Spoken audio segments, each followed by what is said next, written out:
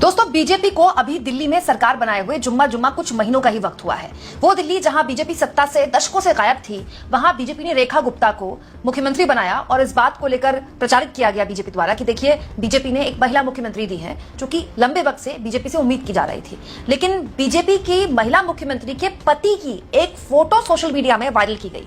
ये photo viral हुई तो बीजेपी पर सवाल उठे। हालांकि जवाब बीजेपी की तरफ से भी आया, सब कुछ मैं आपको तफसील से बताऊंगी। लेकिन ये तो आपको पता ही है दोस्तों कि हमारा देश एक अजब तरह का देश है, जहां पर सरपंच पति, आपने खूब सुना होगा, गांव देहात में ऐसी बहुत सी सीटें होती हैं जहां पर महिलाओं को ही चुनाव लड़वाना होता है। तो उसमें क्या होता है, जो महिला चुनाव जीत जाती हैं वो दरअसल घर पे ही रहती हैं, उनके जो पति हैं वो पूरा कामकाज देखते हैं। हमारे देश में ये एक बहुत आम चलन है। इसको लेकर ओटीटी पे एक पूरी की पूरी सीरीज बना दी गई, पंचायत, आप चाहे तो वो देख सकते हैं।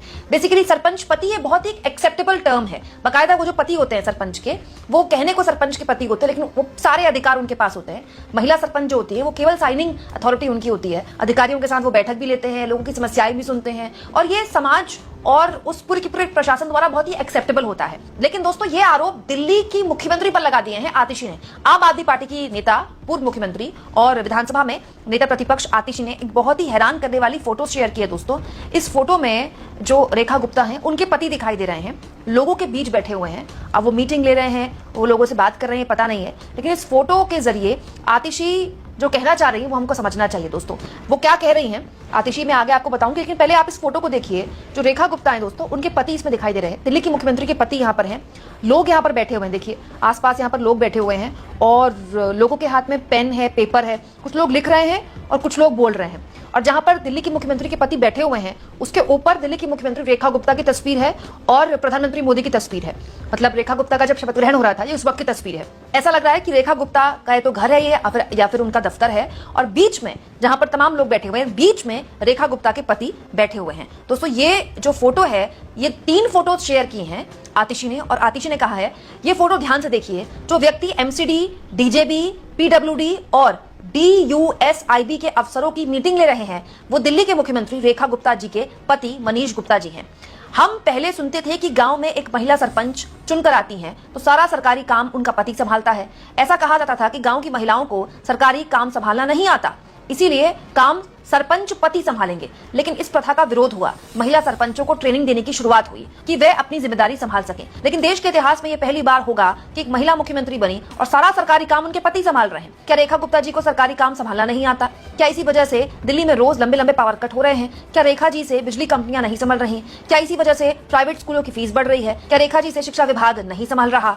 एक मुख्यमंत्री पति का सरकार चलाना बेहद खतरनाक है दोस्तों। अब आतिशी का यह दावा है कि रेखा गुप्ता के पति मनीष गुप्ता जो बैठे हुए हैं इन तमाम लोगों के बीच में, ये आम लोग नहीं हैं, ये एमसीडी के, इसके अलावा पीडब्ल्यूडी के, DUSIB के और DJB के अधिकारी हैं, और अलग अलग लेवल के अधिकारी यहाँ पर मुख्यमंत्री के पति मनीष गुप्ता से दिशा निर्देश ले रहे हैं। और ये आरोप आतिशी लगा रही हैं कि दरअसल पूरा का पूरा जो कामकाज है रेखा गुप्ता का, वो तो उनके पति संभाल रहे हैं और रेखा गुप्ता मात्र एक चेहरा है। और ये फोटो शेयर करके आतिशी ने सवाल उठा दिए हैं कि क्या रेखा गुप्ता को काम नहीं आता है कि उनके पति काम देख रहे हैं। दोस्तों, दिल्ली का अपना एक इतिहास रहा है। दिल्ली एक बहुत ही कॉस्मोपॉलिटन सिटी है और दिल्ली में महिला मुख्यमंत्री रह चुकी हैं। शीला दीक्षित ने बहुत ही शानदार काम किया दिल्ली में। 10 साल वो दिल्ली की बहुत ही सफल मुख्यमंत्री रही। उनके रहते दिल्ली में अभूतपूर्व कामकाज हुए।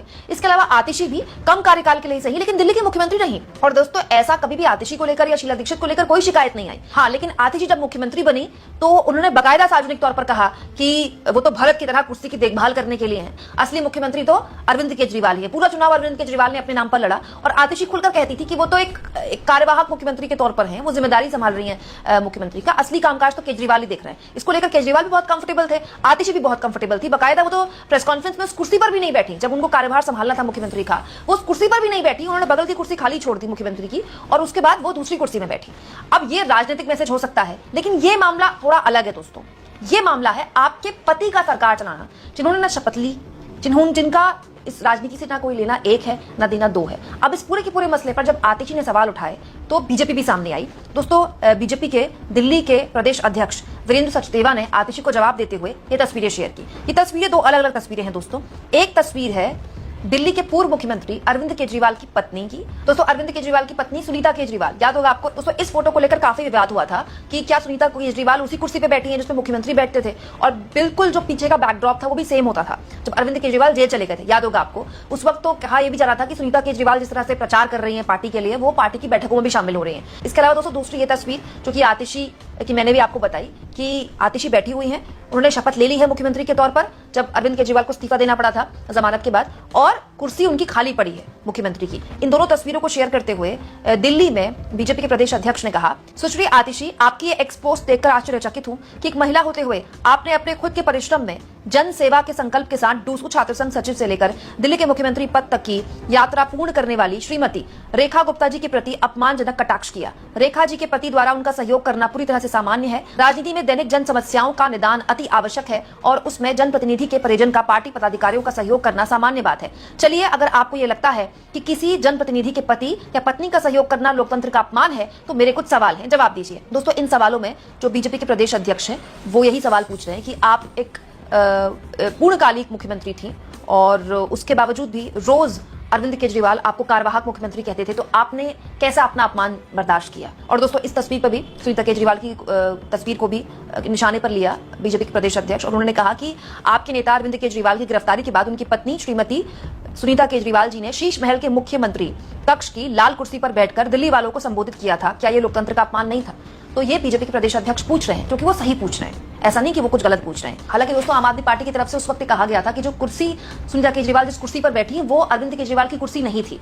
लेकिन ये बात सच है कि अरविंद केजरीवाल के जेल जाने के बाद सुनीता जिस तरह से सक्रिय हो गई और वो जिस तरह से पार्टी के कामकाज देखने लगी, पार्टी के लिए प्रचार करने लगी, अरविंद केजरीवाल की जो पूरी राजनीति थी परिवारवाद के खिलाफ, वो तो उसके खिलाफ है ना। दूसरा, ये भी बात सही है कि आतिशी ने सीएम रहते हुए सीएम की कुर्सी को त्याग किया।